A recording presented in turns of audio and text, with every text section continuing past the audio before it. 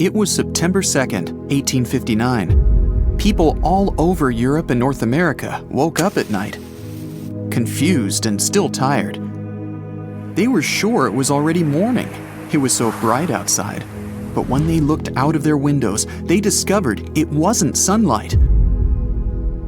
The skies were lit by countless intense auroras, red, green, and purple. They were so brilliant, one could read a book as easily as in the afternoon. Auroras appeared even in the regions where they had never been witnessed before, like Cuba, the Bahamas, Jamaica, and Hawaii. Cool visual effects weren't the only thing that both mesmerized and horrified people. The most high-tech stuff at that time, telegraph wires, shorted out throughout Europe and the US. Sparks were flying from equipment, and many human operators got electric shocks. Papers and telegraph offices burst into flames. All the machines were immediately disconnected from their batteries, and still, they mysteriously kept sending broken messages. Fires, ignited by short circuits, spread over large areas. Colorful lights kept dancing overhead. All this caused panic and total confusion. Earth's inhabitants had never seen or experienced anything like that before. At that time, very few people knew that the sun was to blame for the chaos. One of them was English astronomer Richard Carrington. At about 11 a.m. on September 1st, the man was standing by a telescope in his private observatory. He was watching sunspots on the surface of the sun.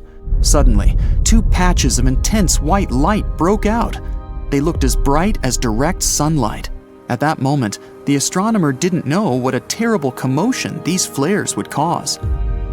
Later, it became clear that the sun had produced an epic geomagnetic storm and unleashed it at our planet's protective layer. Wave after wave of charged particles slammed into Earth's atmosphere. The planet's magnetic field wasn't powerful enough to stop them. It gave way, and the storm hit Earth, causing havoc.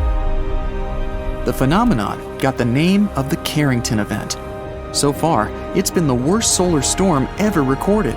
Good thing it happened when people didn't have advanced technologies and weren't that vulnerable to the sun's geomagnetic fury.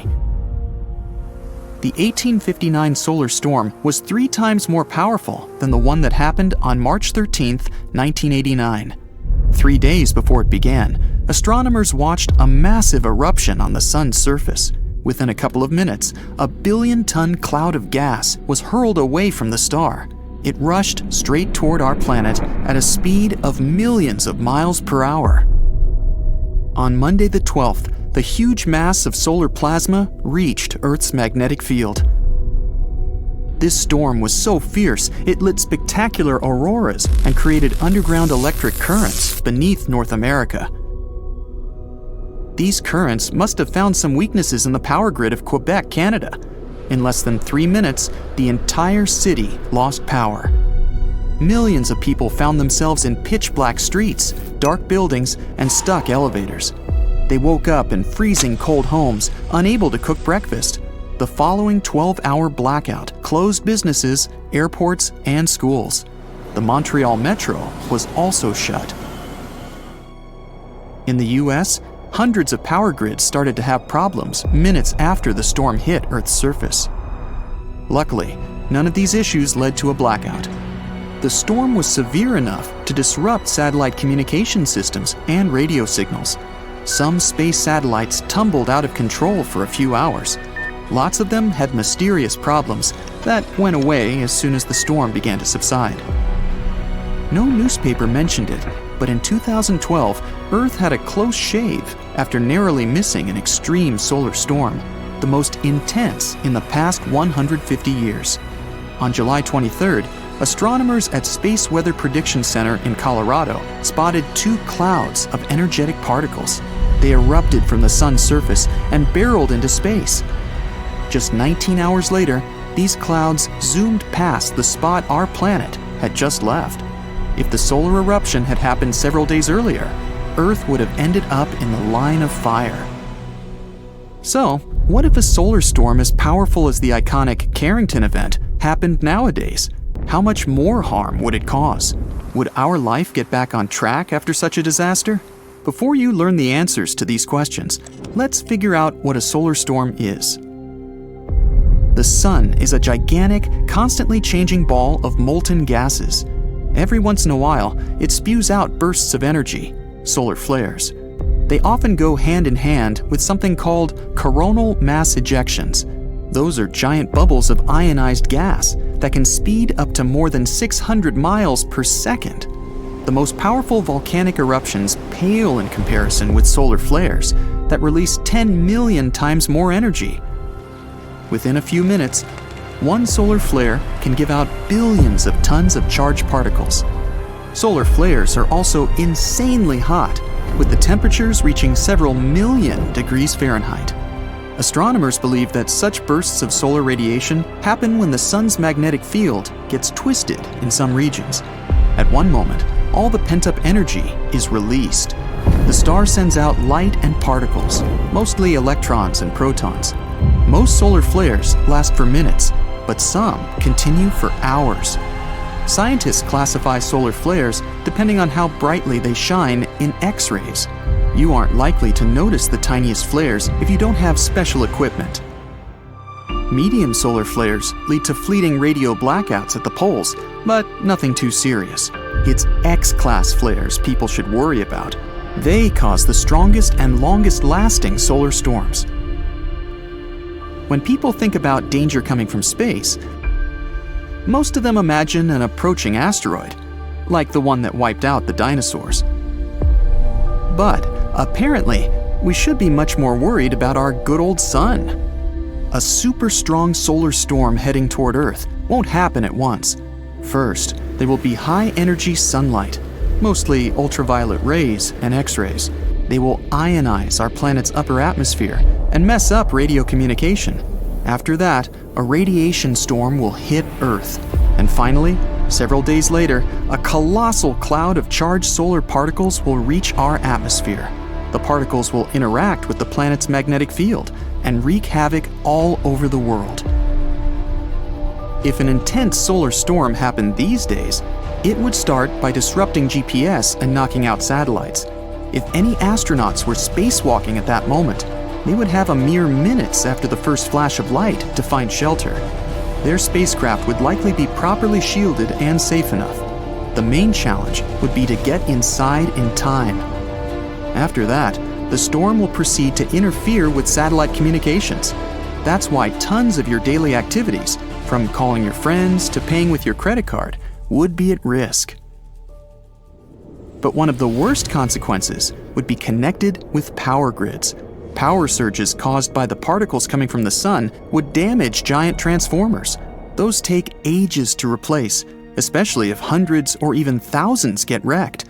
In some places, a failure of one power grid would make others collapse as well, creating a domino-like reaction. Picture living without electricity for a day, a month, a year. No light, no computers, no phones. Water supply systems out of order, no food in supermarkets. Plus, without electricity, it would be next to impossible to reboot the already failed power grids. A powerful solar storm would cost people $1 trillion to $2 trillion, and that's just during the first year after it happens. It would take the world another 4 to 10 years to recover. The damage to all kinds of satellites alone would reach $70 billion. Under majestic auroras, people would have to get used to a new, dramatically different lifestyle. No doubt, we'd have some kind of warning. Modern equipment all over the world and in space doesn't stop watching the sun even for a second. Once a bad solar storm happens, people would have some time to prepare, between several hours and a couple of days. And if transformers are taken offline in time, the consequences won't be so dramatic. Now, the following news might sound scary. There are also super flares. In comparison to them, our sun's bursts of radiation are small potatoes. Super flares mostly occur in young and active stars. In 2016, astronomers saw such a phenomenon. a star 1,500 light-years away from Earth produced a flare that was 10 billion times more powerful than any of those that burst from our sun. It doesn't mean we're safe here on Earth.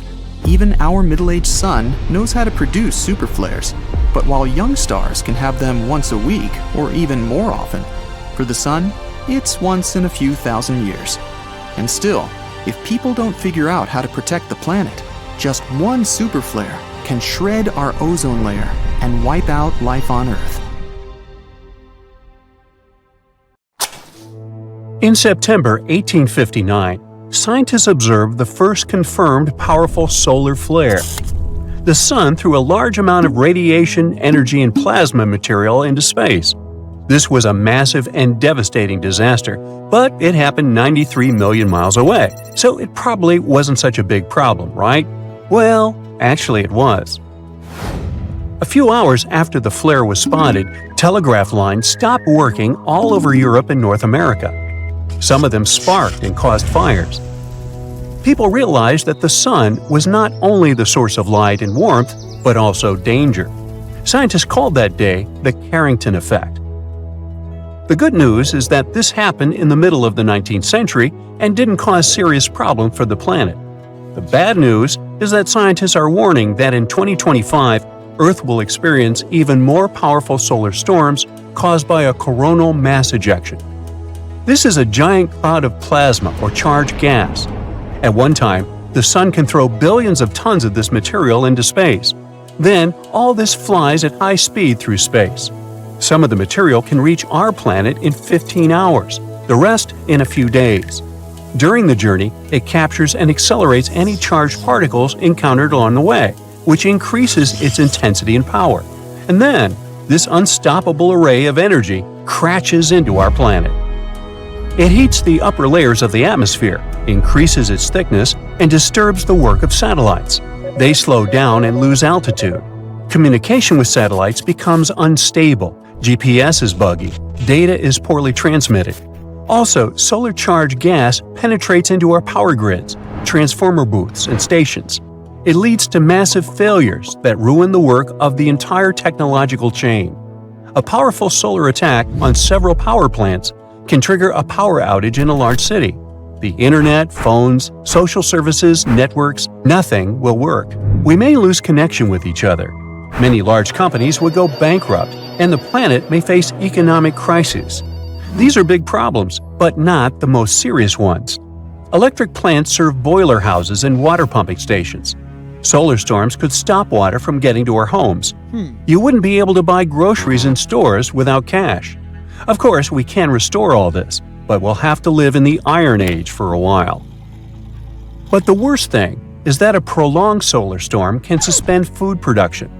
For example, this year, a geomagnetic storm caused by solar storms shut down GPS satellites that are connected with modern tractors, so farmers couldn't work. What would happen if such storms happened every day for a year? We would probably start missing many items in supermarkets. Besides, maritime navigation also depends on satellites. Thanks to them, ships calculate the latitude and longitude of their location. If the satellites are damaged, ships may get lost in the ocean. Even whales get lost in the ocean during magnetic storms. Many birds navigate with the help of magnetic field during long flights to the south. So, not only people, but also animals may experience serious problems. Solar storms heat the upper layers of the Earth's atmosphere and thus make the air thicker. The movement of satellites slows down because of this air resistance. They lose altitude, and one of these satellites is Hubble. Yes, the very telescope that provides us with incredible pictures of space. Scientists say that it will fail much earlier because of solar attacks. You've probably heard on the news that solar activity has recently caused electromagnetic storms on Earth. But fortunately, it hasn't affected our lives in any way. The only problem was headaches, high pressure, and mood swings during those storms. It seems like an ordinary thing, but scientists don't have a consensus on this topic. No one has proven exactly how and why magnetic storms affect our condition. Yes, during storms, the planet's atmosphere becomes less dense, and perhaps this affects our blood pressure, like it happens when the weather changes. So people with cardiovascular system problems should be careful. But the effect on our nervous system, fortunately, is quite insignificant. It's possible that when people hear about a coming magnetic storm and feel unwell, they experience a placebo effect. But there's also good news. All these charged solar particles interact with atoms and molecules in Earth's atmosphere. This interaction leads to beautiful northern lights. It's good to spend some time away from your gadgets and look up at the sky sometimes. One of the biggest storms occurred on March 13, 1989. On March 10th, the Sun ejected a gigantic volume of coronal plasma. The amount of that material was the size of 36 Earths. The solar cloud was flying to us at 1,000,000 miles per hour, and a couple of days later, it crashed into our planet's magnetic field. The collision caused a geomagnetic superstorm. People watched some of the brightest and most beautiful auroras in history. The light show covered most of the planet, but after a beautiful performance, problems followed. The solar storm was so powerful that it went through the atmosphere and reached Earth's surface. First, it disrupted the operation of satellites and then damaged electrical networks. For example, it destroyed a transformer at a nuclear power plant in New Jersey. Energy companies in Canada went down because of systems overloading. As a result, about 6 million people in northeastern Canada lost electricity for 9 hours. This was the largest power outage caused by a geomagnetic storm. Yeah, there were more powerful storms in the mid-19th and early 20th centuries, but the planet wasn't covered by so many power grids at that time. More powerful storms may occur in 2025. The question is, will we be ready for them? Careful study of solar activity can help us prepare. If we know in advance about an upcoming storm, then scientists can switch off some systems and turn them on afterward, theoretically. If the activity of the Sun increases every year, then we'll have to come up with new innovative ways to protect ourselves. Who knows? Maybe scientists will cover all our electrical appliances and stations with a layer of special protective material. Anyway, we must do everything possible not to harm Earth's magnetic field, because if this shield disappears, the surface of our planet will resemble that of Mars. But what causes these solar storms, and why do they affect us so much? Okay, imagine a guy with a nice hairstyle who goes to bed. In the morning, his head is a complete mess. The magnetic fields of the Sun are similar to this tousled hair. When the Sun rotates, these fields burst, get tangled, stretch, and tear. At those moments, they release huge amounts of energy into space. This is not a problem for the Sun, as the fields are restored during the process called magnetic reconnection. Such emissions can cause trouble for the planets in our system. When magnetic reconnection happens, several phenomena can follow. One of them you've already heard about. It's a coronal mass ejection. But there's another terrible thing that the Sun does, and it's called solar flare. Imagine a bright burst of solar radiation containing electromagnetic waves, X-rays, radiation, and visible and ultraviolet light. During flares, the Sun releases an enormous amount of this destructive energy, and it spreads through space at the speed of light. It takes 8 minutes for this explosive wave to reach our planet. Fortunately, we don't get much damage from these flares because Earth's magnetic field and atmosphere protect us. Strong flares can disrupt radio waves in the upper atmosphere and affect the operation of satellites, but it's nothing critical. Another solar phenomenon is called a radiation storm. These are accelerated electrons and protons that move at a speed slightly less than the speed of light. Thanks to Earth's magnetic field, radiation storms don't harm our planet too much, but they pose a danger to astronauts and satellites. These particles can penetrate human tissues and lead to serious health problems in the way radiation does, but only if you're in space or flying a plane in the upper atmosphere. We are up for a crazy Atlantic hurricane season.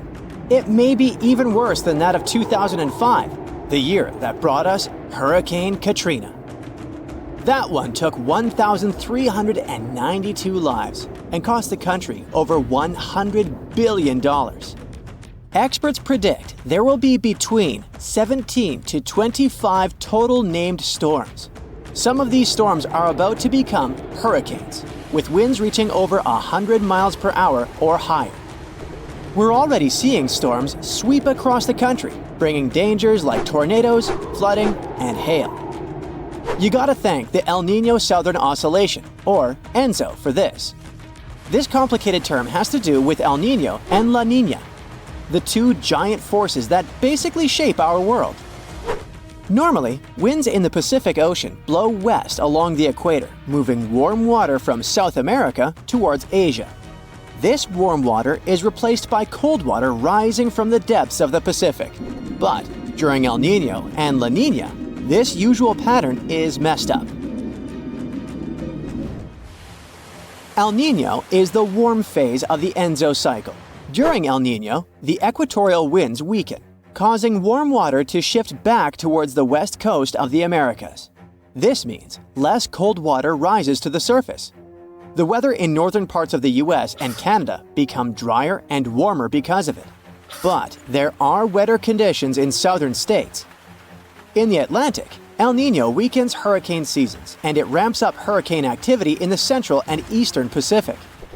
In Africa, it brings more rain to East Africa but less to southern Africa, West Africa, and parts of the Sahara. La Niña is the cold phase of the ENSO cycle. During this phase, the westward winds along the equator in the Pacific are stronger than usual, and they push more warm water towards Asia. And because of it, colder, nutrient-rich water rises to the surface along the Americas' west coast. These colder Pacific waters push the jet stream northward, giving us drier weather in the southern US, but wetter and colder conditions in the Pacific Northwest and Canada. La Niña also brings warmer winters to the southern US and cooler than normal temperatures to the north. La Niña usually calms hurricane activity in the Pacific, but intensifies it in the Atlantic. In 2023, El Niño was in charge, and it took most storms up before they got to the US. But this year, we've switched to La Niña, and this lady brings us colder water in the Pacific and a pattern that lets storms move a little farther west and reach the Caribbean. And when they get there, they can easily move into the Gulf and affect Florida and other states. The upcoming intense Atlantic hurricane season also has to do with a strong monsoon season in West Africa. It creates moisture and waves off Africa's coast and can travel along the Atlantic and spur hurricanes. The Atlantic hurricane season runs from the 1st of June to the 30th of November, and most activity happens between mid-August and mid-October. Since the 1950s, tropical cyclones have been given names to make it easier for meteorologists to inform the public about them. You're more likely to remember that Leslie is coming than Hurricane X34D is on the way, right? So there are 20 names on the alphabetical list this year, from Alberto to Beryl to Valerie and William. Let's hope it won't get as terrible as the Galveston hurricane. The most fatal natural disaster in U.S. history hit Texas in the year 1900. A Category 4 hurricane smashed into Galveston, demolishing over 3,600 buildings with winds over 135 miles per hour. It took the lives of between 6,000 and 12,000 people. One of the reasons it became so fatal was poor communication policy. Days before the disaster, it was clear to a professional weather forecaster that the storm was moving west. But the Weather Bureau in Washington predicted it would go over Florida and up to New England, which was way off. The Bureau was just 10 years old then, so hurricane science in the US wasn't very advanced. Cuban scientists were excellent at tracking storms because their region is so prone to them. So they knew it was heading towards the Gulf of Mexico. Unfortunately, the director of the Weather Bureau was so jealous that the Cuban forecasters were better than the American ones that he cut off the flow of information from Cuba and made it difficult for local forecasters to issue warnings without going through Washington. In the days before the storm hit, the chief observer in Galveston began to suspect that Washington's forecast was wrong and tried to warn the city, but it was too late. The hurricane left Galveston in ruins. After this hurricane, the Weather Bureau started improving communication, both internationally and within the U.S. The officials in charge are doing everything possible to improve forecasts, support the people, and help the affected areas recover more easily after the hurricanes hit. They're going to try new forecast models to predict tropical cyclones getting stronger, help emergency and water managers prepare for potential flooding, and protect people and infrastructure. Coastal weather buoys in the tropical Western Atlantic and Caribbean have been upgraded, and new drifters and sail drones, underwater gliders, and a lightweight drop sonde will provide real-time data. There are also some things you can do to ensure your safety before, during, and after a hurricane. If you live in a hurricane-prone area, Florida, Georgia, and the Carolinas, you must always be prepared before the high storm season. Make up a family disaster plan that will outline your actions during an emergency. Map out several evacuation routes in case your primary one is blocked, and decide on a meeting place if you get separated. You can arrange drills to teach family members how to shut off water, gas, and electricity, and even make sure the youngest knows how to call emergency services. Pack a disaster kit that will be ready to go at a moment's notice. It should include essentials like food, water, a first aid kit, and flashlights to last at least 72 hours on your own. You can buy a generator to make sure you have electricity in case of a power outage until the power returns. Keep it in a secure place, away from rain and rising water, with proper ventilation. You're also going to need self-powered radios and flashlights. If you can, add a safe room to your house that's strengthened to withstand high winds with reinforced concrete ceiling, floor, and walls. Make sure you have enough canned and non-perishable food and bottled water for at least 3 days. When the storm is about to hit, head north to get away from it, where it will be much weaker by the time it gets there. It's much safer to keep your family and pets together away from the storm than trying to ride it out at home. Try to go in one car if possible. Always follow local evacuation orders, especially if you're in a mobile home. Fill up your gas tank and give yourself plenty of time to get out. Never leave your pets behind. Debris, floodwaters, or flying objects can be dangerous for them. If you're staying put during a storm, you need a safe spot for you, your family, and your pets. This place shouldn't have any windows or skylights. If you're hiding at home, close all interior doors and secure the exterior ones. Quickly find an interior room with strong walls and no windows, like a bathroom or closet. If your home isn't safe, look for a community shelter. Get to your shelter at least 2 hours before the storm hits so it doesn't catch you outside. Bring a battery-powered radio with extra batteries for updates every 15 to 30 minutes. Never leave your shelter even if it seems calm, as conditions can get worse quickly, especially if you're in the eye of the storm. For extra protection, lie on the floor under something sturdy like a table. Don't use electric appliances, phones, or showers during the storm. Don't leave your shelter until you get the official all clear from the authorities. Be careful. There will be many hazards outside. So, what's going on with all the news about the sun? Some say that the sun is getting angry. Well, what does that mean exactly, and should we be concerned? Frankly, yes, we should be concerned. It's generally not a good thing to get too much sunshine. The ultraviolet component of sunlight is harmful to the skin. That's why humans have adapted a spectrum of skin pigmentation. The more sunlight there is to protect ourselves against, the more pigmentation we need. Big floppy hats and, of course, bottles of high SPF oil-free sunscreen help too, especially for fair-skinned people. But what is planet Earth going to do? First, let's get a good estimate of just how angry the sun is likely to get. The sun usually goes through an active-calm-active cycle every 22 years, with highs and lows occurring every 11 years. Why that happens, no one knows, it just does. There's probably a reason, but scientists haven't figured it out yet. They do know that, with each cycle, the sun reverses its magnetic poles. That in itself is pretty astounding, especially when you consider that Earth hasn't reversed its magnetic poles in the last 600,000 years. Lately, the sun has been extremely calm, the calmest it's been in over 100 years in fact. That's unusual too. The active-calm-active cycle has turned into an active-calm-calm cycle. But that's changing, and it's why we are notifying Brightsiders about what to expect in the coming few years. The terms calm or active or angry refer to the amount of high-energy radiation that the sun gives off. Thankfully, the amount of visible light the sun gives off doesn't change very much. That would be a serious problem. If the sun were to get just 6% dimmer or brighter, the Earth would either freeze or fry. Observing sunspots is the easiest way to measure how active the sun is. The more sunspots that are visible, the more active the sun is. A graph, known as the butterfly diagram, tracks the 11-year period of sunspot activity. The butterfly diagram shows how sunspots disappear regularly from the surface of the sun and reappear regularly in other locations. NASA predicted that the present cycle of solar activity would be calm, like the previous one.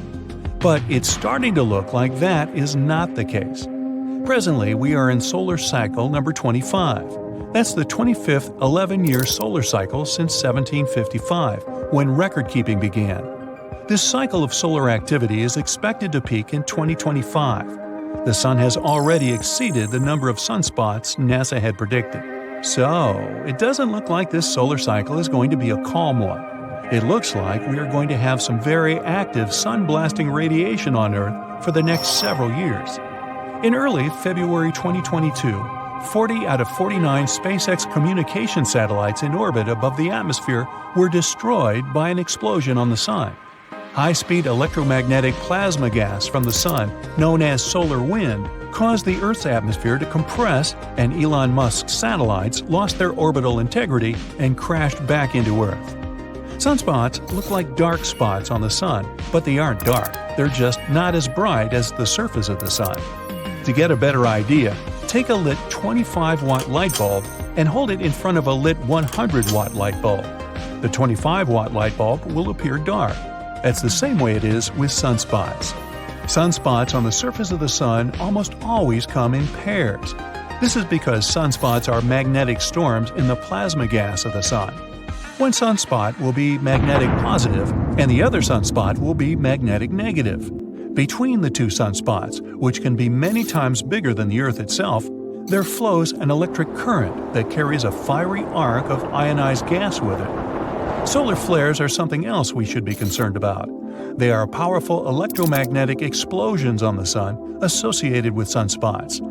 As the superhot plasma gas on the sun churns and twists, it also twists the magnetic field lines in the sunspots. When these lines snap, a powerful explosion releases X-ray and gamma radiation at the speed of light. Visible gases are also released. Solar flares have a classification system according to how powerful they are. X-class solar flares are the most dangerous. This type of solar flare can cause radio blackouts across Earth and harm satellites, astronauts in orbit, and even passengers on high-altitude airplanes.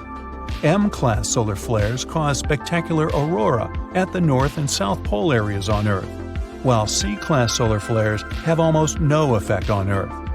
But solar flares are not the biggest explosions on the sun. CME stands for coronal mass ejection, and these are much more massive than solar flares and more dangerous when they're headed our way. As the name indicates, coronal mass ejections are explosions that originate on the sun's corona. They hurl millions of tons of hot ionized gases outward from the corona. The word corona is derived from the Latin word for crown, and it's the layer of thin bright gas around the sun's surface. The corona of the sun is much hotter than the surface of the sun. The surface itself is about 10,000 degrees Fahrenheit, but the corona is somewhere between 1 to 2 million degrees. The why and how the corona is so much hotter than the surface of the sun is another major mystery that scientists have yet to completely work out. A recent theory claims the corona is heated by sound waves and the sun's nuclear reactions make a lot of noise. Project GONG, which stands for Global Oscillation Networking Group, was set up on Earth to monitor the sound waves on the sun. Cool, huh? Turns out the sun is ringing or oscillating like a bell. And we have 5 observation sites across the globe, one in India, Australia, one in the Canary Islands, one in Chile, and one in California, that keep a constant watch over the 10 million sound waves moving on and around the sun. Now that the Sun is entering an active phase, we can expect to see more powerful CMEs heading our way. The gases expelled by the Sun are ionized and stripped of electrons by the intense heat. This causes them to form a proton storm that can travel through space at speeds of around 500 miles per second. These positively charged atomic nuclei will mostly be blocked or deflected by the magnetic field that extends around Earth. Our atmosphere is no help against a proton storm, although the last mile of air above the surface of the Earth stops the harmful X-rays from solar flares. The particle wind from the Sun can only be stopped by Earth's magnetosphere. We can look forward to some spectacular aurora around Earth's magnetic poles, and it's very possible that these aurora will extend down to the mid-latitudes when the Earth is moving through a coronal mass ejection. Currently, the United States has a space probe headed for the solar corona. Because the corona of the Sun extends outward for many millions of miles, the Parker Solar Probe, as it's called, is cruising 3.8 million miles from the surface of our star, or about 1/10 the distance to Mercury. The probe is experiencing temperatures of 2,400 degrees Fahrenheit, but it is also kept at perfect room temperature. A 4.5-inch thick carbon composite heat shield protects the telescopes and magnetometers in the probe that measure the intensity of the solar wind. The 5 antennae that protrude into the coronal gases are made of a niobium alloy, which can withstand the extreme temperatures of the corona. The recent double calm cycle of the Sun is a bit concerning when trying to predict how active the Sun will get this cycle. The sunspots completely disappeared for a long time from the entire surface of the Sun. It is as if the magnetic distortions we usually see on the photosphere of the Sun had collapsed into its interior. Intense magnetism is coming to the surface now and breaking through into the corona. The National Center for Atmospheric Research in Boulder, Colorado, is predicting that this solar cycle, cycle number 25, will be one of the strongest ever. The last solar cycle was very calm, with a sunspot count of only 116. The average is 170. But the prediction for this cycle is between 210 and 260 sunspots, which would be one of the strongest cycles ever. We stand to lose more satellites to a stronger solar wind. We can also expect electric grid overloads as the proton storm peaks in 2025. That means we should expect an interruption to our internet services as positively charged protons get into the wires, run into the transformers, and overload them.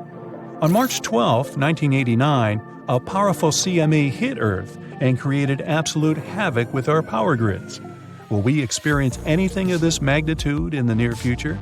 Well, stay sharp, Brightsiders. Hurricanes can be a lot scarier than we often realize, especially since they can actually trigger earthquakes. This surprising and frightening phenomenon, known as stormquakes, was discovered completely by accident not too long ago. It started with scientists trying to find out more about low-frequency earthquakes. We're talking about those earthquakes that are so weak that we can't actually feel the tremor. See, beneath our feet, the Earth is constantly vibrating in subtle, unceasing ways that we can't hear or see without the right equipment. This geologic hum, so to speak, is driven by the movement of oceans, which covers about 70% of our planet's surface. Scientists have found that this hum may actually provide useful records of environmental happenings. To figure out where it's coming from, experts use equipment known as seismometers. You can think of these devices as little ears pressed to the ground. They can pick up all sorts of vibrations, like fans jumping up and down at their idol's concert, airplanes flying by, or even super distant earthquakes shaking the ground. Very low-frequency earthquakes are hard to track over long distances because the signals they produce can look different on different measuring devices. To solve this problem, experts came up with a way to track these signals by combining readings from smaller areas, kind of like putting together a puzzle. But while doing this, they stumbled upon a strange set of events that looked a bit like the earthquakes they were studying, but were not exactly the same. The first weird thing they noticed was that this specific phenomenon was seasonal. It never happened between May and August, for example. That is completely different from earthquakes, which can pretty much happen any time of the year. The second strange thing is that earthquakes usually occur more in the western part of the United States. where the ground moves along cracks in the surface. But these new strange vibrations spread not just along the west coast of North America, but also over to the east side. So what could be triggering this new phenomenon? What they surprisingly discovered is that many of these tremors coincided with the same time that massive storms hit North America. So we are essentially talking about a chain reaction. What happens is that during a specific season, hurricanes or heavy storms can transfer energy into the oceans, creating very strong waves. These waves then interact with the solid Earth, producing intense seismic activity. These bursts of energy that are born from massive storms can radiate thousands of miles across continents, leading to what we now call stormquakes. It is believed that this phenomenon can trigger earthquakes at a magnitude of up to 3.5 on the Richter scale. This means it can be felt by many people, but normally doesn't cause any damage. But that doesn't mean we can all be relaxed now, as ocean waters can indeed increase the intensity of hurricanes. Just like what happened with the frightening Hurricane Milton, which recently left a path of destruction across Florida. The blue-purplish zone you're looking at is Hurricane Milton, seen from a satellite perspective. On October 9th, this hurricane sustained winds of 155 miles per hour and lashed the region with heavy rainfall, damaging winds, and life-threatening storm surges. Estimates show that the losses could be up to $34 billion, which could make it one of the costliest storms in United States history. What happened with Hurricane Milton was pretty tricky. It all started with some record hot water in the Gulf of Mexico. That warm water acted like a power-up, giving this hurricane the energy it needed to grow. And then, there was also this process called eye wall replacement that helped it get bigger too. We'll get to that in a moment. So as Hurricane Milton approached the coast, something unusual happened. It crossed paths with a fast-moving air current called the jet stream, which flows high up in the atmosphere. Now normally, the winds in the northern and northwest parts of a hurricane are not as strong as those in other areas. But because of this interaction with the jet stream, the winds in these parts of the storm became much stronger than expected. At nearly every turn, Hurricane Milton surprised everyone and intensified faster than we have seen in ages. It threatened to slam both Florida's west and east coasts with a dangerous surge of water, putting the bustling area of Tampa Bay, which is home to over 3 million people, at serious risk. So how did Milton become such a major problem? Well, the problem started in the eastern Pacific Ocean. Usually, hurricanes follow a fairly predictable path, spinning off of Africa's coast, sailing across the Atlantic, and gaining strength in the warm Caribbean waters. But Milton had a twist in its origin story. It began as the remnants of a tropical depression that crossed over the Yucatan Peninsula and met a stalled front in the Gulf. Once Milton got going, it didn't hold back. But when it hit those record-high ocean temperatures, it was like giving it an energy drink. The warm water and humid air were the perfect ingredients for a hurricane on the rise. Quickly, Milton's wind speeds increased by 92 miles per hour. So it went from a tropical storm to a Category 5 hurricane in less than 2 days, which is basically insane and off the charts. And if that wasn't enough, Hurricane Milton also went through this thing called eye wall replacement. Now, hurricanes spin around a mostly clear eye in the center. But overnight, Milton started forming new bands of rain on its outer edges, creating a second ring around its eye. This process helped Milton grow even bigger, spreading out the wind speeds and giving it a larger footprint. It's kind of like shedding its skin and getting ready to become even more powerful. Hurricane Milton also had this little wobble in its path, which changed where it was heading. You can think of it like a spinning top that gets nudged and wobbles a bit before finding its balance again. That wobble meant some areas could get either hit hard or be spared from the worst of the storm. Thankfully, Hurricane Milton weakened a bit because of some tricky wind changes up in the atmosphere until it finally made landfall. After that, it moved across the peninsula and headed out to sea, quickly losing strength as it pulled away from the warmer waters. Now, even though the damage was significant, the good news, if you can call it that, is that experts were honestly expecting things to be way worse. Still, it raises a question. How close was Milton's wind speed to the maximum? Or, in other words, is there a limit to how strong a hurricane can get? Well, the answer is yes, there is a speed limit for hurricane winds, but it's not a set number. Right now, the strongest a storm can get is around 200 miles per hour. But that maximum speed can change depending on many factors, like the heat in the ocean. Think of the ocean as the fuel for hurricanes. The warmer the water, the more fuel these storms have to work with. Experts believe that as the oceans continue to warm, they can ramp up the wind speeds and the impacts of hurricanes, making them a lot stronger. But other things can also help figure out how intense a hurricane can get. For example, the heat in the air and the temperature at the top of the clouds matter, as they also affect how fast heat moves from the ocean surface to the top of the storm. Some estimates suggest that maximum wind speeds could reach closer to 220 miles per hour until the end of the century. So it's definitely something that experts need to keep an eye on to help prevent future disasters. As we move forward, it's essential to keep researching and studying these storms. The more we understand them, the better we can protect ourselves and our communities. The air is bone dry and the wind is out of control. You feel like you're standing in front of a fireplace, but you're not. You're standing in your backyard about to grill up a feast when you suddenly see the trees shaking uncontrollably. Leaves are falling like confetti. The wind just blew your last piece of laundry into the great unknown. You look around and everyone else is just as confused and scared as you are. In the distance, you see a red horizon of fire in the forest and a large vortex touching the sky. You drop everything and make a break for it. You'll be lucky to outrun a tornado. They usually move at around 30 miles per hour, but can reach up to 70. Imagine running away from a giant twister, hurtling towards you at Usain Bolt speed. The roads are crowded with people trying to find shelter or just get out of town. You get in your car and try to start it, but the wind knocks a sign over. It smashes your windshield. Anyway, a big tornado is powerful enough to swing your entire car around. You gotta go on foot. Best bet? Head for your buddy's house. They have a deep basement stocked with supplies. Whenever a tornado flies on by, try to take cover somewhere underground. If you don't have a basement, avoid any windows and try to stay underneath something sturdy to protect yourself. You're running to your friend's place. Everything around you is getting swept up by the insane winds. But when you turn around, you see the tornado turning reddish.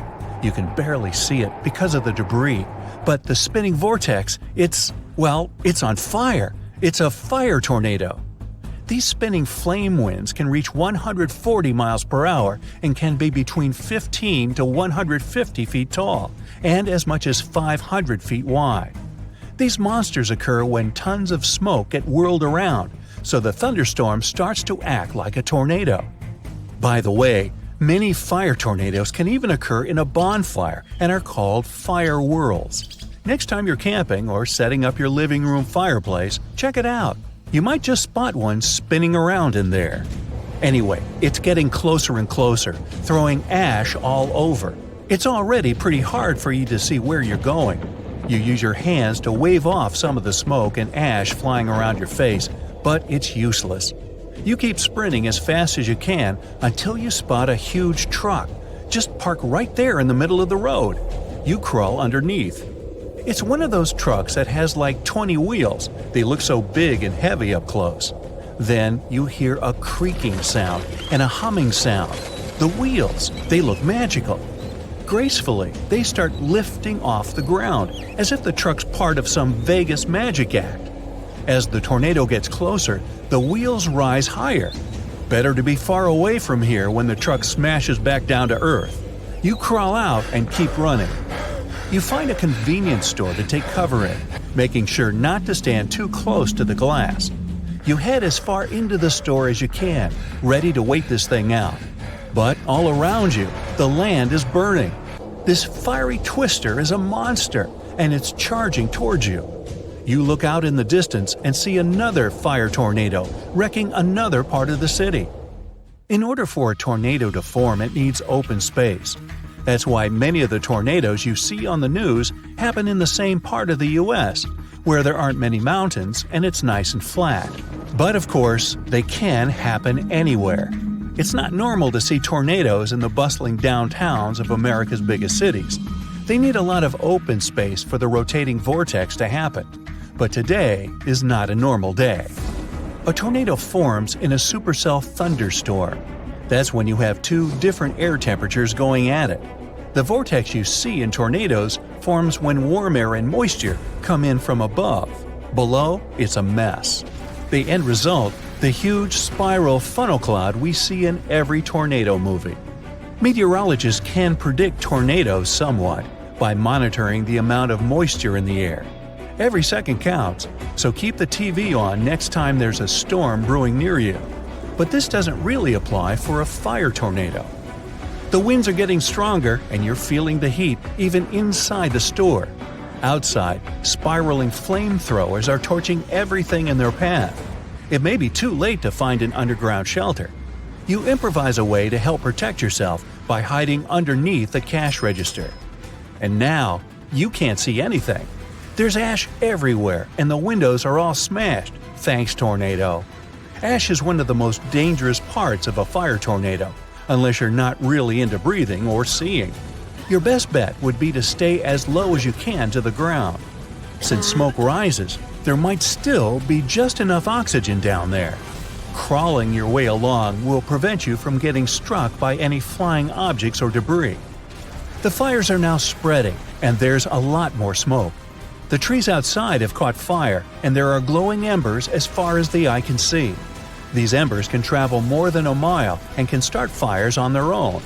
Now that it's really going crazy, stuff in the store starts flying about, like the smoke wasn't bad enough. You feel like you're inside a snack-filled erupting volcano. It's only a matter of time before the table you're hiding under will get pulled up into the air. The sound inside the store is intense, like sitting next to a jet engine. You can't tell if you're sweating from the heat or from adrenaline. But suddenly, you see someone at the other end of the store waving at you, trying to tell you something. They have an underground storage room. You're saved. But getting there is going to be a real problem. You see, the table screw's getting loose, getting ready to fly into the air. You find a bottle of water next to you and rip a piece of cloth from your shirt. By using a wet cloth, you're able to filter out some of the nasty stuff in the air to help you keep breathing. So, you crawl your way out from underneath the table and make your way to the underground storage room. But the ground is covered with broken glass, and there are cans and stuff everywhere. Even the cans are starting to heat up. You crawl like a sloth, trying to avoid anything pointy. The fire tornado is still out there, and it's getting even closer. You finally make it, and the clerk pulls you down the stairs. It's dark, but there's a single battery-powered lamp to help you see. When it comes to fire tornadoes, it's best to just wait it out. Most of these firestorms don't last that long. So you relax, or try to, and wash your face in a nearby sink. You wipe off all the black ash from your face and breathe normally again. But as you get a bit more relaxed, you feel the ground shaking. Everything around you starts to fall. You and the clerk duck behind a pile of canned goods. Then the tornado takes it up a notch. The store above you gets lifted up off the ground. The only things left, steel and concrete foundations and a couple of random columns. The steel door that's separating you from the outside is barely holding it together. You can see the screws getting loose. You can actually see fire enter the storage room. Everything in the room gets toppled over in an instant. The wind is even louder than before. But then, it's over. Those few minutes felt like hours. You and the clerk climb out and see, well, not much to be honest.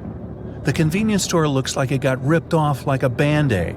And all around you, a town you can't even recognize anymore. The big problem with these fire tornadoes is the fires they leave behind. They can ruin towns, forests, farms, and lives. You look out the window and see the trees moving uncontrollably. The winds are so powerful, they're practically tearing down anything in the street. There are also tons of water raining down on you. You're driving as fast as you can, but suddenly your car stops.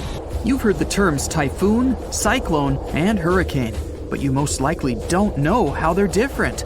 The official scientific term for all three of them is a tropical storm.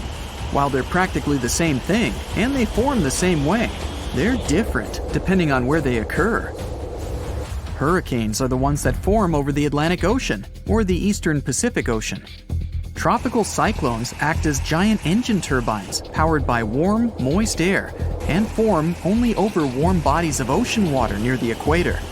The warm and moist air surrounding the ocean rises and leaves low-pressure air close to the surface. In turn, the air below becomes moist and warm and also rises. The cycle goes on, with warm air pushing up and squeezing the low pressure near the surface, only to rise as warm, moist air. When the warm, moist air cools off, it forms clouds. These clouds create the tropical storms we all fear. The storms spin the same way as the Earth is rotating. So, storms to the south of the equator rotate clockwise, and storms north of the equator spin counterclockwise. The eye of the storm happens when the storm spins so fast that it actually becomes visibly clear in the center with low air pressure. But you'd have to look at it from above, which is super risky. Tropical storms normally move at around 39 miles per hour. Tropical cyclones are way faster, around 74 miles per hour. They're also known as hurricanes. If you're standing at the tip of the North or South Pole, the Earth's rotation will appear to stand still, even though the rest of the Earth is experiencing day and night like everyone else. In the poles, you have really long nights and days that last for months. Over at the equator, time moves along with the distance around the planet, which is around 25,000 miles long. The Coriolis effect makes wind patterns traveling long distances around Earth appear to move in a curve rather than a straight line. And because of the planet's unique shape, the speeds are different. It affects the Coriolis force and hurricanes as well. Because there's no curving of the object's path as measured relative to Earth's surface at the equator, the Coriolis force equals 0. A hurricane starter pack includes deep, warm ocean water. It all happens in the moist middle layers of the atmosphere, with a chilly atmosphere on top. It also takes some low wind and some surface disturbance. And it can stretch around 300 miles away from a large body of water where the center of a large hurricane is. The good thing is that hurricanes get weaker when they hit the land because the warm water in the middle of the ocean isn't giving it the juice it needs to stay pumped. But it'll still carry a sustainable amount of damage with the strong winds and rain. In 1900, one of the biggest hurricanes struck near Central America and in the Gulf of Mexico. It then went as far as Florida and Texas and is considered to be the most devastating hurricane in the United States' history. They first detected it on August 27th, and it lasted for many days. By the time it reached the Texas coast, the storm had turned into a Category 4 hurricane. Hurricanes are categorized on wind speed and intensity using something called a Saffir-Simpson scale. There are 5 different categories from 1 to 5, with 1 being the weakest and 5 being the strongest. A Category 1 storm has winds moving at between 74 to 95 miles per hour. You can expect some trees to be uprooted and mobile homes destroyed. It can take out some home exterior and cause major power outages. Category 5 hurricanes speed up to over 155 miles per hour and leave nothing in their path. They can even wipe out some buildings right off their foundation. And because the winds are faster, there is more damage around its radius. Another thing to expect is lots and lots of flooding. The people of Galveston had less than 4 days to prepare for the arriving storm that even stretched out to Oklahoma and Kansas with 20-foot flash floods. The Great Hurricane then made its way to the Great Plains and turned towards the Great Lakes, New England, and reached southeastern Canada. The storm was so bad that more than 3,600 homes were damaged, even though they were sturdy enough to withstand the storm. Given the population numbers back then, it was equivalent to hundreds of thousands of houses destroyed, if not millions. The total property damage was around $30 million then, which would be a lot more now because of inflation. After the devastating storm, the people of Galveston built a 3.5-mile seawall and raised the whole city level by as much as 16 feet. Eventually, They raised the seawalls to 10 miles, just in case. If a storm like the one in Galveston struck in modern times, there wouldn't be enough places for everyone to hide. The population has increased significantly all over the areas where the storm struck back in 1900. So, imagine yourself sitting in your car and getting the breaking news. It says a storm has just hit the Gulf of Mexico and east of it near Cuba. No biggie, since you're all the way in Texas. So you drive back home. There's plenty of people at gas stations and in supermarkets. The news now states that the storm will likely gain momentum and strike right where you live. Okay, now it's time to panic. You want to get some stuff to prepare for the incoming storm, but all the shelves are empty by now. Everyone is pushing and shoving like at a rock concert. You grab whatever you can find and make your way back to your car. You're lucky enough to purchase some extra gallons of gasoline, just in case. You drive from supermarket to try and get some stuff, but you're out of luck. Finally, you find a place that still has some essentials. You start stocking up your shopping cart when the local news urges everyone to evacuate. You only have a matter of hours to leave. But you left your dog at home! You rush against the traffic to get there. Your entire neighborhood is completely empty. You fetch your precious pooch and grab some important things before leaving. There's just a little time left, and you can already start to feel the winds picking up and the ocean nearby. The news tells you the hurricane has already struck Florida. You get in the car, but it won't start. Since you were driving so fast, you didn't realize that you emptied your gas. Good thing you got those extra gas cans on the way. With half a tank, you can get out of your city and into a safe place where everyone is going. The winds are getting stronger. There's no way you're going to outrun this storm. There's no one in sight since they all left early. It starts raining heavily. You can see some trees swaying like crazy. Finally, you find something that looks like a large shelter. You reach it to find out that it's just an abandoned mall. And then, the worst happens. You realize you've been going in the wrong direction all this time. You get out of the car for a bit to stretch out and see which road to take. The winds are so strong that you go back to the car only to find out that your dog ran off. You can't find her anywhere. You drive around and call out her name, but she doesn't respond. You see her standing behind some bushes barking. You run down to her and discover that she has found a cool underground abandoned shelter. The winds have now reached a dangerous point where you can't drive anymore. You gather your stuff and head down.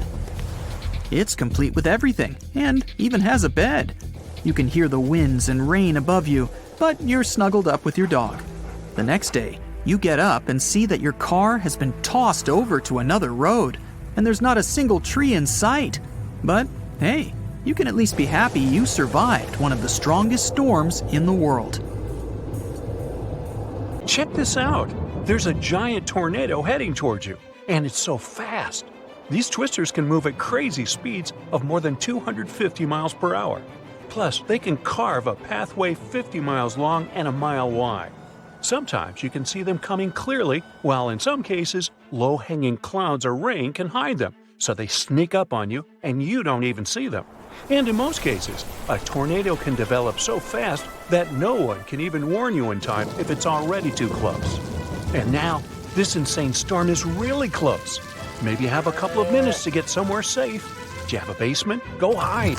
Or maybe, I know this is a crazy idea, but what do you think about going inside a tornado to check what it would be like? Now, some tornadoes appear as rope-like swirls, while others have wide clouds in the shape of a funnel. And here's the second one, right before you. Look at these whirling winds born in a thunderstorm. They extend down from it to the ground. Many times, hail joins the party too. The U.S. itself has something like 1,000 tornadoes per year. Texas holds the record with about 120 tornadoes per year, a record not to be proud of. But you'll generally see most twisters in Tornado Alley, which is a stretch of land in the midwestern part of the U.S. They develop when warm, moist air coming from Mexico meets cool, dry air from Canada. These two clash and turn into a powerful storm that at some point can spawn tornadoes. And you'll see most tornadoes there between April and June, though lately some have come even in December. They can range from a regular dust storm to an incredibly powerful force that can carry away cars, large trees, and even houses. But this is a unique chance. You've never been this close, right? Plus, it's a gigantic one. You don't often get to see such a big one.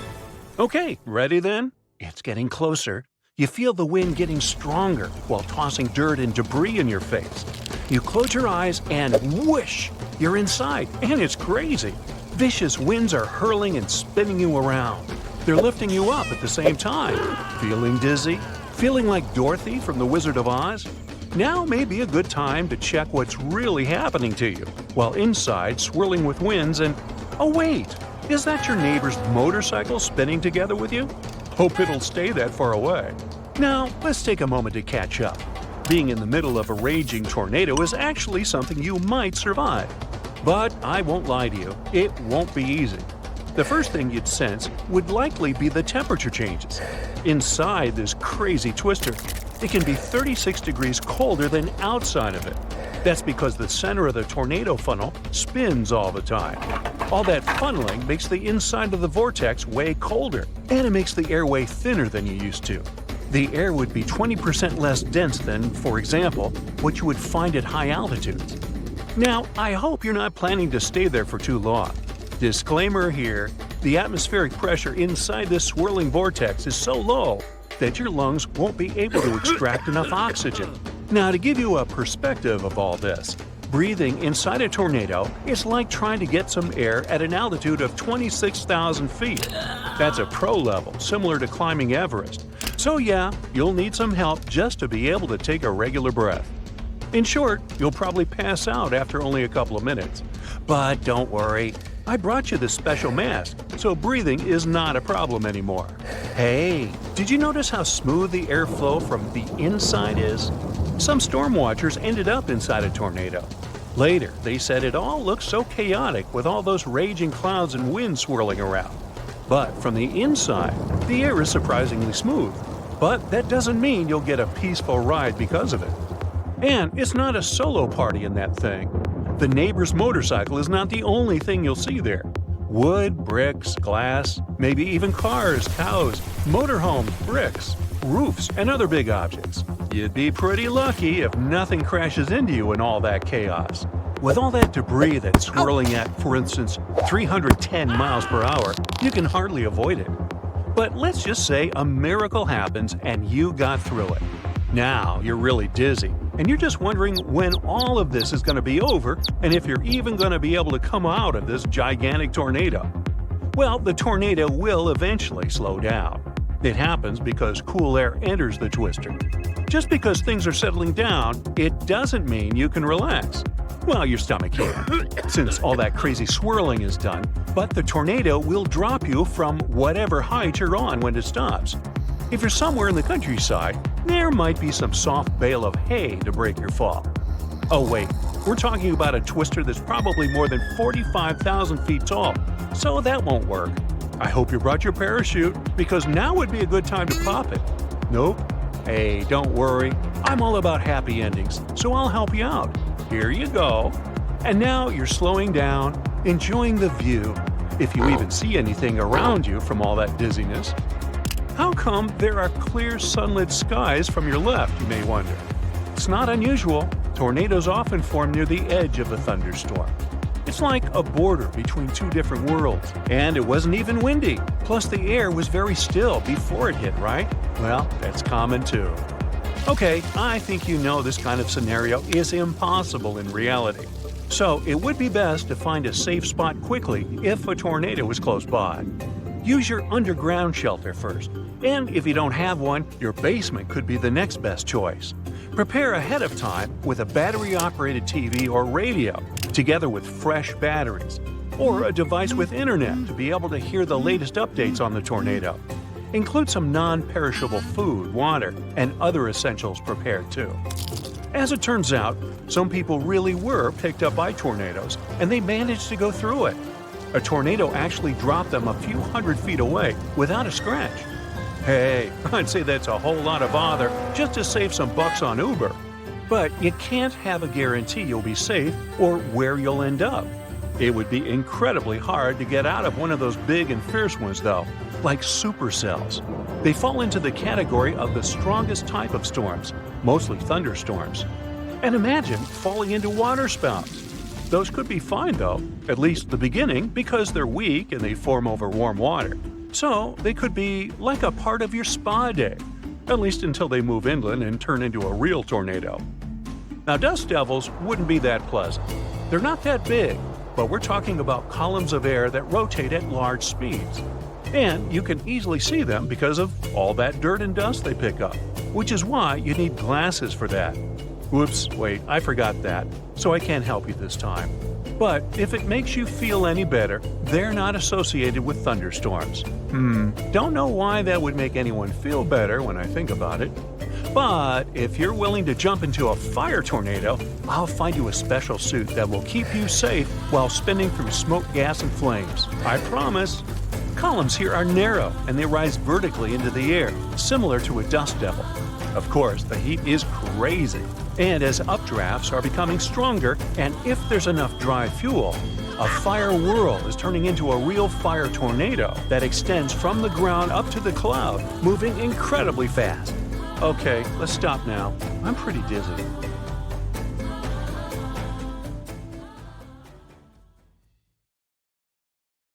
This is John. John seems to attract all kinds of bad weather and natural disasters wherever he goes. See for yourself. One day, John notices his dog is restless. The pooch keeps scratching the entrance door and wandering around the house. He even tries to hide in the corner, howling and barking. When some mugs start to clink in your cupboard, John realizes what it means. The noise is produced by foreshocks, mini earthquakes leading up to the main event. Earthquakes often happen in clusters.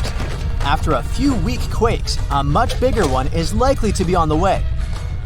Sometime before the disaster strikes, people might notice bizarre blue lights. Some of them seem to be coming out of the ground. Others are hovering in the air. These are earthquake lights. They may appear days or mere seconds before the ground starts shaking. Now, John is walking along the ocean shore.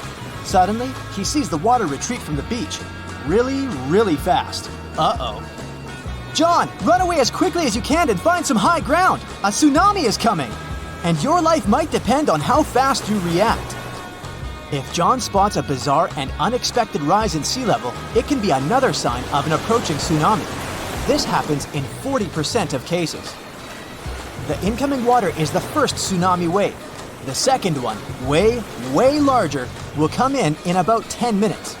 John can also notice seawater bubbling, swirling, and creating bizarre patterns. It's another sure sign a tsunami is near. John feels there's something strange about the sun. Through his special super dark sunglasses, he sees that there's some uneven flares around the star's contour. If these bizarre rays are accompanied by auroras all over the world, they're a sign of a solar storm. Such storms are usually caused by disturbances in the sun's magnetic field. In this case, the bursts of gas and radiation on the surface of the sun get so massive and powerful that they can even reach our planet. Luckily, solar storms aren't really dangerous for people, but they can mess with electricity and even cause blackouts. The sky over John's head is darkening and turning ominously green. Something hits him on the forehead. Ouch! He picks up the offending object. It's a hailstone, but it's not that cold outside, and it's not raining. Soon, he hears some noise. It's approaching rapidly and turns into a loud roar. It sounds as if a freight train is moving towards him, but it's not a train. It's a tornado. The funnel isn't visible behind a cloud of debris, but John can't mistake this rotating column of air for anything else. Are you on the road, John? Then get as far away from your car as you can. Fast! Find a ditch, lie down in it, and cover your head. Oh, you're inside? Then get away from the windows and hide underground if possible. And please, John, be very careful if you spot some conically shaped clouds. Those mean severe storms. And if you notice that such a cloud starts spinning around, immediately search for shelter. The cloud is transitioning into a tornado right in front of your eyes. On the bright side, John should only worry about warm conical clouds. Cold ones are totally harmless. The only problem is to figure out the temperature of the cloud he sees. Duh! Ah, look, John just spotted some weirdly shaped trees. They look like the letter J and grow on a slope. It means the ground under John's feet is likely to be unstable. If he keeps wandering around, it can cause a bad landslide. Square waves appear when two different wave patterns crash into each other. This phenomenon does look kinda awesome. No, don't go into the water, John. Keep watching it from the shore. Cross currents in that spot can easily pull even a skilled swimmer under the surface. John keeps walking along the shore. At one point, he sees wild, choppy waves carrying ocean debris and seaweed. This time, he stays out of the water. He knows it can be a sign of a strong rip current. It can carry a swimmer far away into the ocean. How about a walk in the park? John likes this idea. The sun is shining and the sky is so blue and beautiful. Suddenly, he spots a rapidly growing vertical cloud. At first, it looks bright white. But as it approaches, alarmingly fast, it becomes dense and inky. The sky is darkening. It's getting windy. That's when the guy notices that his hair stands on end. It's his cue that he's about to get hit by lightning. At this very moment, positive charges are rising through his body. They're reaching towards the negatively charged part of the storm. If he doesn't react fast, these charges will meet. There's nowhere to hide, so John should crouch down and try to make himself smaller than the objects around him. Oh no, John, don't lie down on the ground. It may be damp and thus a great conductor of electricity. There are other signs that scream danger during a lightning storm. John's palms may begin to sweat. He might hear bizarre crackling and buzzing sounds coming from metal objects nearby. His skin can start tingling. There might be a strange metallic taste in his mouth. Plus, John is likely to smell chlorine. That's how ozone smells. Electrical charges split the molecules of nitrogen and oxygen, which are the main gases making up the atmosphere, into separate atoms. When these atoms come together again, some of them produce molecules made up of 3 oxygen atoms. That's ozone. We can smell it during a thunderstorm because downdrafts bring this gas from high altitudes to your level. Some bugs can feel a storm coming. They get ready for a natural disaster by freezing. So, when John notices that insects around him look drowsy, he knows to get ready. Oh, and bees can predict heavy rainstorms. These critters begin to work much harder the day before it starts raining. While walking next to the river during a period of heavy rains, John hears a roaring sound. He feels paralyzed with fear. It's likely to be a flash flood moving in his direction. Indeed, he soon sees debris coming down with the flow. The water is rapidly changing its color, becoming muddier and darker. Flash floods are very, very dangerous. Take care of your safety immediately, John. Another day, John sees a spectacular wall cloud. It seems to be stretching for up to 5 miles. In the best case scenario, it's just a severe storm coming. But if the wall cloud begins to move in a circle, it's a sure sign of a tornado. John is walking across a snowfield in the mountains, listening to the sounds the ice under his feet makes. The noise is kinda hollow. Quickly check whether there are cracks around your footprints, John. If so, the chances are an avalanche is about to happen. Soon, John sees an avalanche moving in his direction. He does his best to get off the slope. In most cases, he could probably outrun it by heading downhill and then veering sideways, but not this time. He realizes he doesn't have enough time and heads for the nearest tree. If John keeps holding on to it really tightly, the avalanche might not pull him along. But if this doesn't work, he should try to swim up to the snow's surface while the avalanche is still moving. On a pretty nice summer evening, John notices leaves with soft stems droop all of a sudden. It might be because of an upcoming storm. Right before extreme weather arrives, the air usually becomes more humid. Leaves also get damp and heavy, and the wind easily flips them over. John lives in a pretty old house and is used to having cracks in the interior walls, but one day, he notices that some of them have widened. And look, there are a few new ones. It's an alarm bell. He lives in an area with loads of limestone, so new cracks can mean a sinkhole is about to open next to his house. John is hurrying home, trying not to waste time admiring shelf clouds. They look like something from a sci-fi movie. They form when warm and moist air gets caught in a thunderstorm updraft, and these ominous clouds most often mean a storm is coming.